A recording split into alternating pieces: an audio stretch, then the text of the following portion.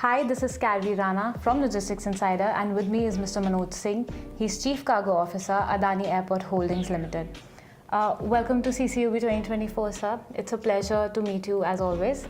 So let me start by asking you, that cold chain through air freight is increasing. So how are you at Mumbai Airport preparing yourself for that increased demand? What are the innovations that you guys are bringing in? So let me talk about the entire Adani airports. We've got 7 airports and 8 Navi Mumbai is coming up. Yeah.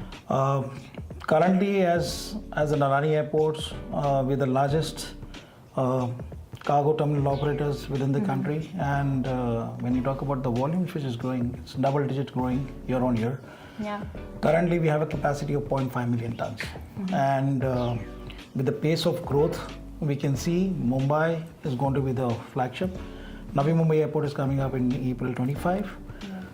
Ahmedabad is another gateway for the pharma industry, and by November we are going live with the first integrated terminal built by Adani Airports, and it is pharma-driven airport, which is primarily focused on a gateway for the western region of India. So altogether, as on day today, we are catering around 60% of the cargo volumes from India.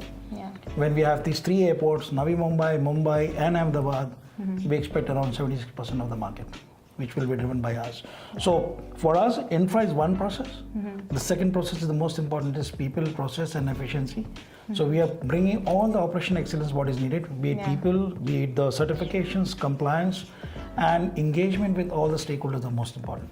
And that's where our success story happens. If you see, Mumbai created those infra in a constrained environment, but it's the largest airport-based pharma facility. Yeah. But that's not the only thing which is to be done. It needs a lot of engagement and a lot of forecasting on how do we create those values. Yeah. And Navi Mumbai is also coming as a state-of-art facility. So altogether, these 3 airports are the key triangles for our sector to grow. And when you talk about the pharma industry, expectations from all the pharma giants who are giving a global map to India in terms of production, supply, export, and of course incoming as well. So these 3 airports, Adani Airports, is really focused on this product. So we are all focused on that. This should be the future for us to really grow in all sectors.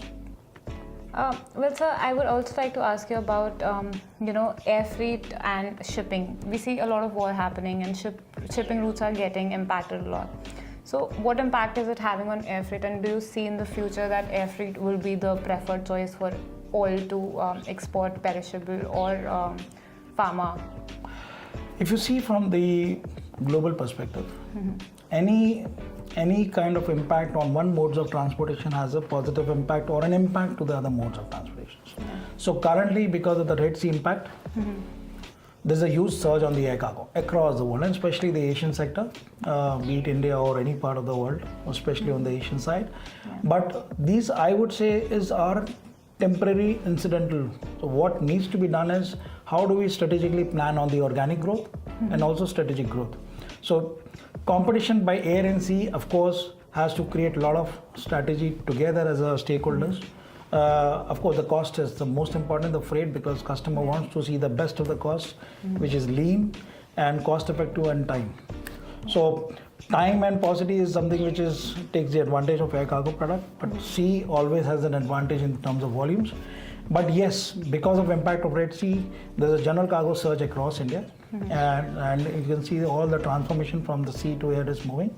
But these, I would say, are temporary. But in COVID, you can see the impact of pharma impacted in a way where the kind of surge happened in terms of going on the freight high. Customers were not in a position to pay for it, and then the transportation moved to the seaside. Yeah.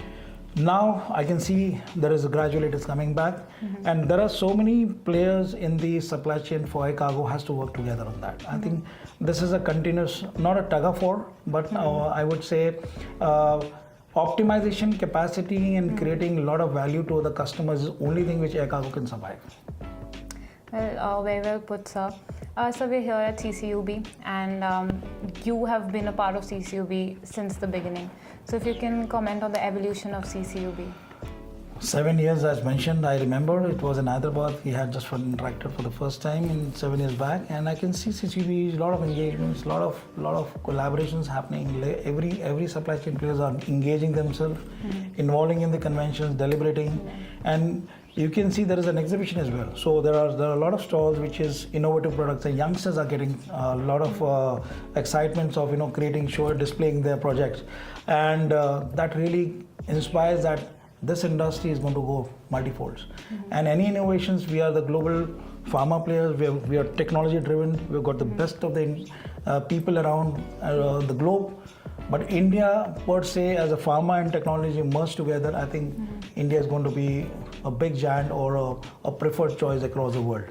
So I believe CCB has been a growing leaps and bounds, and this year also I can see almost around more than 60 stakeholders engaging into this kind of deliberations and conventions, and it really adds value to the whole, and it encourages the regulators also to understand that this is a very serious business.